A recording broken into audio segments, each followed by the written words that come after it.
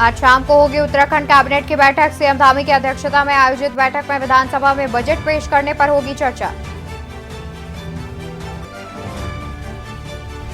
सचिवालय के वीर चंद्र सिंह गढ़वाली सभागार में आयोजित बैठक में प्रत्यावेदन रिपोर्ट पर हो सकता है फैसला। बजट सत्र के दौरान वार्षिक प्रत्यावेदन रिपोर्ट पर हो सकता है फैसला।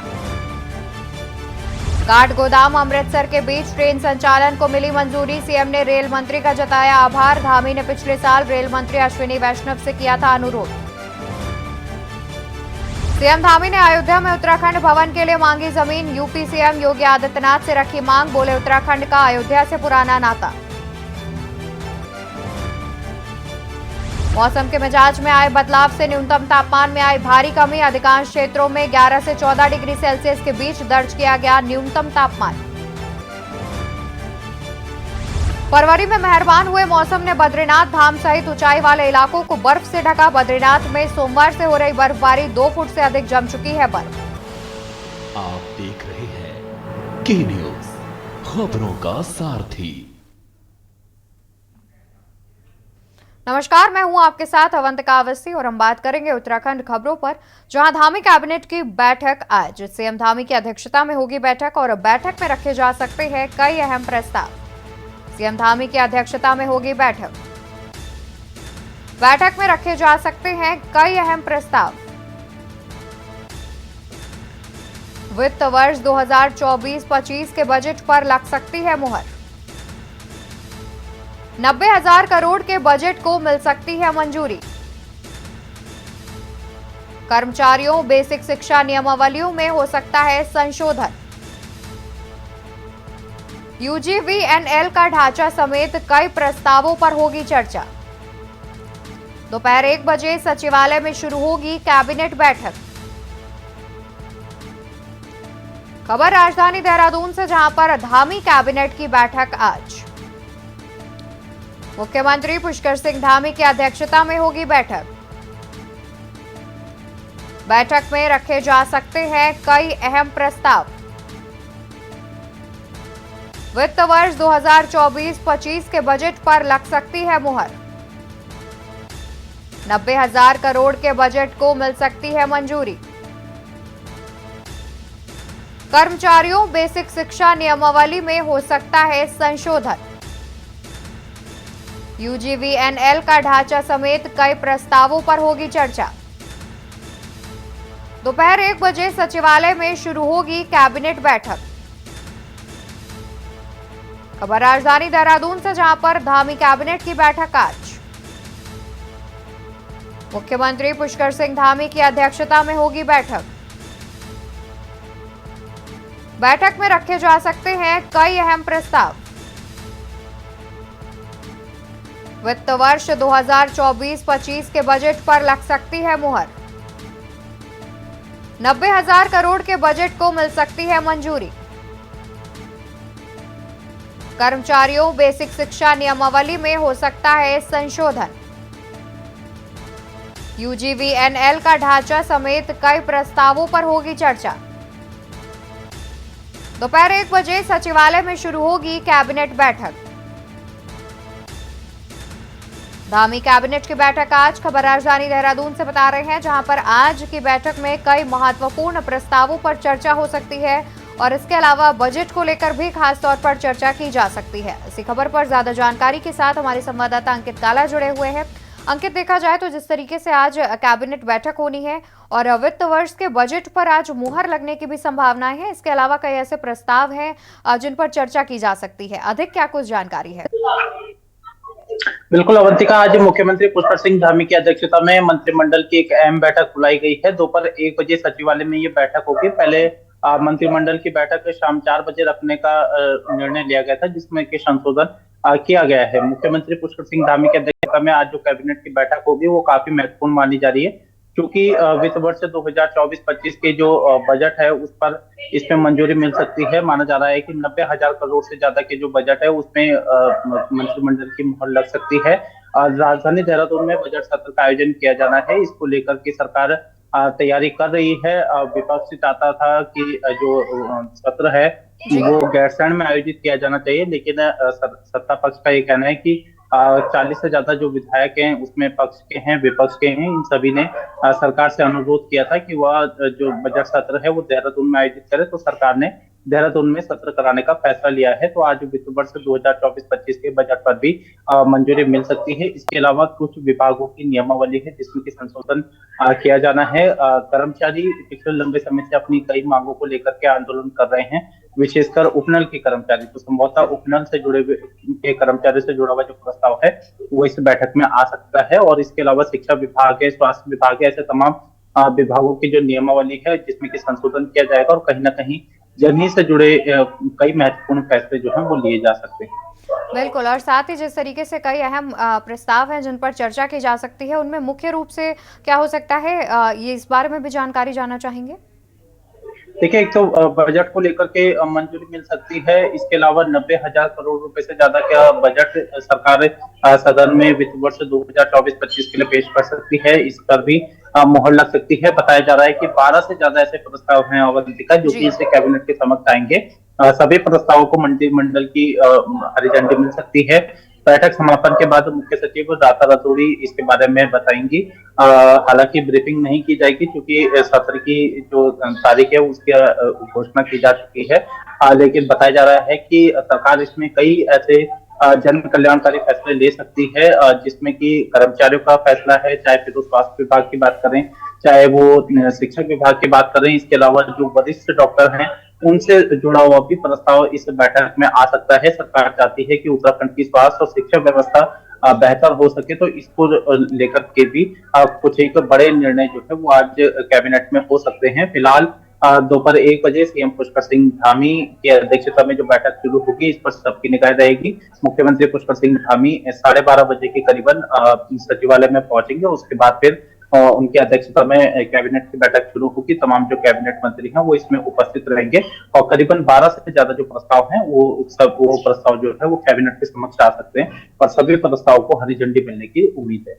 बिल्कुल, और देखा जाए तो जिस तरीके से आज धामी कैबिनेट की एक बड़ी बैठक होनी है, तो कहीं ना कहीं कई ऐसे प्रस्ताव हैं जिन पर चर्चा होनी है। बहुत शुक्रिया अंकित आपका ज्यादा जानकारी हमारे दर्शकों तक पहुंचाने के लिए। तो आपको बता दें कि आज धामी कैबिनेट की बैठक का आयोजन किया जाना है जिसकी अध्यक्षता खुद मुख्यमंत्री पुष्कर सिंह धामी करेंगे और इस बैठक में कई अहम प्रस्ताव है जिन्हें रखा जा सकता है और इन प्रस्तावों पर चर्चा की जा सकती है।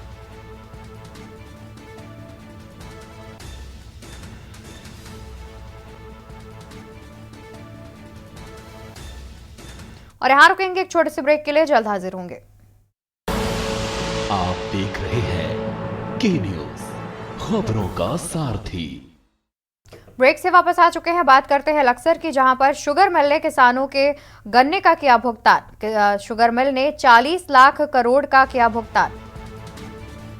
माफ कीजिएगा, 40 करोड़ 93 लाख की धनराशि भेजी है। जिले से संबंधित गन्ना समितियों को भेजी है धनराशि। गन्ना समिति के सचिव सूरज भान का बयान आया सामने। शुगर मिल ने 40 करोड़ 93 लाख की धनराशि भेजी है। जिले से संबंधित गन्ना समितियों को भेजी है धनराशि। गन्ना समिति के सचिव सूरज भान का बयान आया है सामने।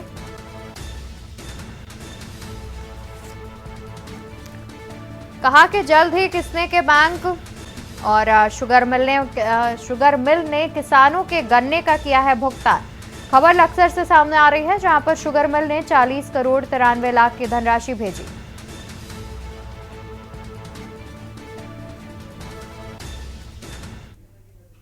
तो वहीं बता दें कि कांग्रेस मुख्यालय देहरादून में महिला कांग्रेस की प्रदेश अध्यक्ष ज्योति रौतेला ने प्रेस कॉन्फ्रेंस की।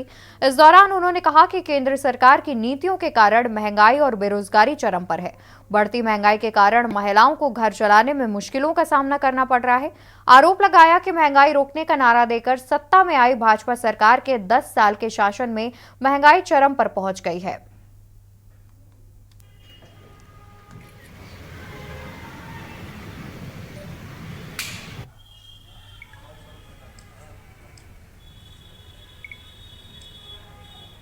पूरे देश में प्रेस वार्ता हुई है, उसमें जो मुख्य मुद्दा था वो महंगाई था, क्योंकि आज जो हमारी महिलाएं हैं जो उनके रसोई का बजट खराब हो रखा है इस सरकार की वजह से, लगातार महंगाई बढ़ती जा रही है। आज दूध के दाम आप देखोगे, लहसुन देखो आप, सब्जियां देखो, एलपीजी का जो सिलेंडर है, सब चीज़ें महंगी हो गई हैं। तो ये इस वजह से आज जो महिलाएं हैं वो परेशान हैं, जो युवा हैं वो परेशान हैं।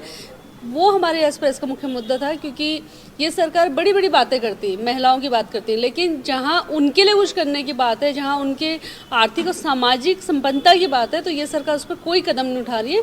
तो आज पूरे देश में महिला कांग्रेस ने ये प्रेस वार्ता करी और सरकार से ये सवाल पूछा है कि जो महिलाएं इस देश की रीढ़ की हड्डियाँ हैं, जिन महिलाओं के वोट से आप सरकारें बना रहे हैं, उनके साथ आप न्याय कब करेंगे। राजधानी देहरादून में एक बार फिर कोविड-19 यानी कि नोवल कोरोना वायरस ने दस्तक दे दी है। बता दें कि देहरादून में एक बुजुर्ग व्यक्ति में कोरोना वायरस की पुष्टि हुई है, जिनका उपचार दून अस्पताल में बीती 12 फरवरी से चल रहा है। इस बात को लेकर दून अस्पताल के doctor DMS doctor Dhananjay Doval ने कहा कि यह व्यक्ति ग्राफिक एरा अस्पताल से दून अस्पताल लाया गया था और अभी यह वेंटिलेटर पर है।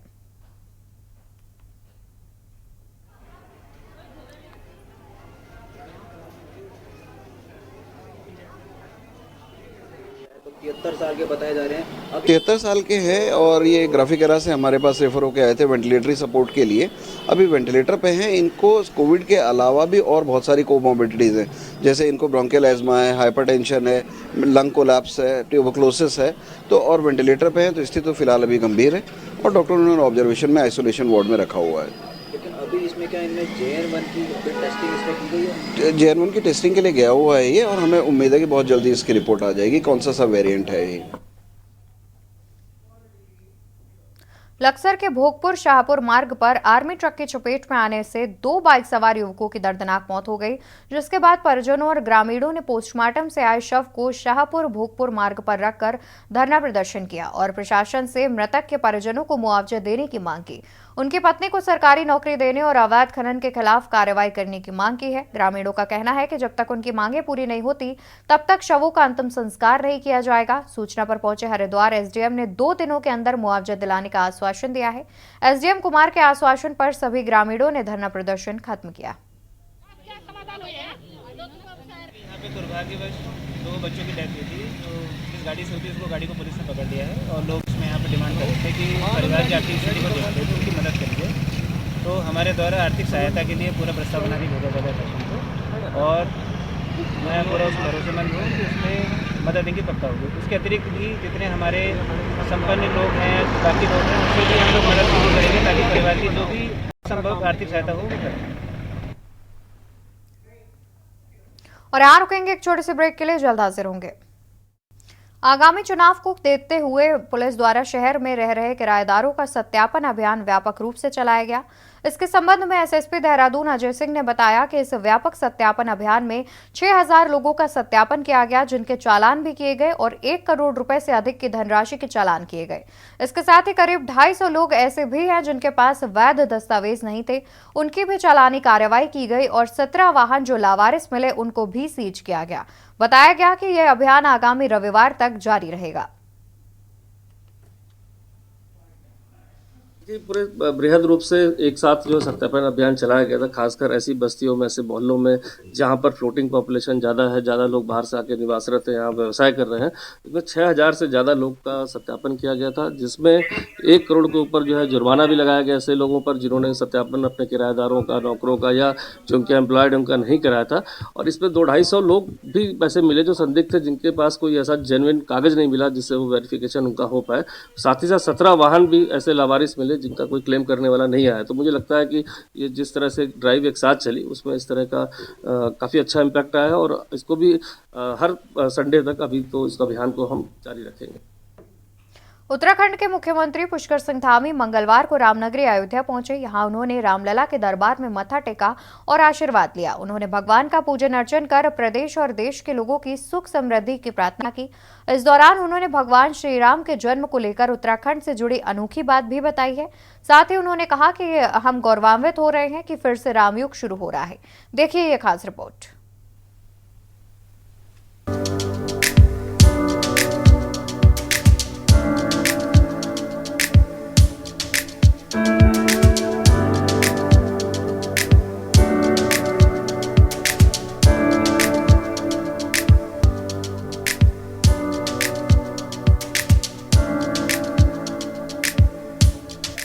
राम नाम रति राम गति, राम नाम विश्वास, सुमिरत शुभ मंगल कुशल, दुह दिश तुलसीदास। कहा जाता है जिसका नाम राम प्रेम में है, राम ही जिसकी एकमात्र गति है और राम नाम में ही जिसका विश्वास है, उसके लिए राम नाम का स्मरण करने से ही दोनों लोग और शुभ मंगल और कुशल है। इसी सोच के साथ उत्तराखंड के मुख्यमंत्री पुष्कर सिंह धामी मंगलवार को रामनगरी अयोध्या पहुंचे, जहां उन्होंने रामलला के दरबार में माथा टेका और आशीर्वाद लिया। उन्होंने भगवान का पूजन अर्चन कर प्रदेश और देश के लिए सुख और समृद्धि की प्रार्थना की। देवभूमि के मुख्यमंत्री पुष्कर सिंह धामी मंगलवार को अयोध्या पहुंचे। सीएम धामी के साथ उनके मंत्रिमंडल के 5 सहयोगी वरिष्ठ मंत्री सतपाल महाराज, रेखा आर्य, धन सिंह रावत, प्रेमचंद्र अग्रवाल और सुबोध उनियाल मौजूद रहे। साथ ही राज्यसभा सदस्य नरेश बंसल भी सीएम धामी के साथ दिखाई दिए। मुख्यमंत्री पुष्कर सिंह धामी अपने कैबिनेट मंत्रियों के साथ चार्टर विमान से अयोध्या पहुंचे थे। अयोध्या के महर्षि वाल्मीकि अंतर्राष्ट्रीय एयरपोर्ट पर कैबिनेट का स्वागत किया गया, जिसे देखकर सीएम धामी गदगद नजर आए। देवभूमि है, वहाँ राम भक्त हैं, राष्ट्र भक्त हैं और हर राम भक्त सोचता था कि भगवान राम का प्राण प्रतिष्ठा हो, उनका भव्य दिव्य मंदिर बने, भगवान वहाँ विराजित हो जहाँ उन्होंने जन्म लिया है। तो वो काम पूरा हुआ है और वैसे भी हमारे यहाँ से माँ सरयू निकलकर यहाँ पहुँचती हैं। रघुनाथ मंदिर देवप्रयाग में है, जहाँ पर पितृ यज्ञ भगवान राम जी ने किया था। तो हमारा बहुत गहरा संबंध है और उत्तराखंड के लोग हमेशा यहाँ आएंगे जाएंगे। सीएम पुष्कर सिंह धामी ने अपने मंत्रिमंडल के साथ एयरपोर्ट से अयोध्या के हनुमान गढ़ी पहुंचे और जहां उन्होंने दर्शन पूजन के बाद रामलला के दरबार में हाजिरी लगाई और प्रभु राम का आशीर्वाद लिया। रामलला के दर्शन के बाद सीएम धामी ने मीडिया से बातचीत की। उन्होंने कहा, 500 वर्षों के लंबे संघर्ष के बाद रामलला अपने जन्म स्थान पर भव्य मंदिर में विराजित हुए हैं। ये विश्व के प्रत्येक सनातनी की भावनाओं की जीत है।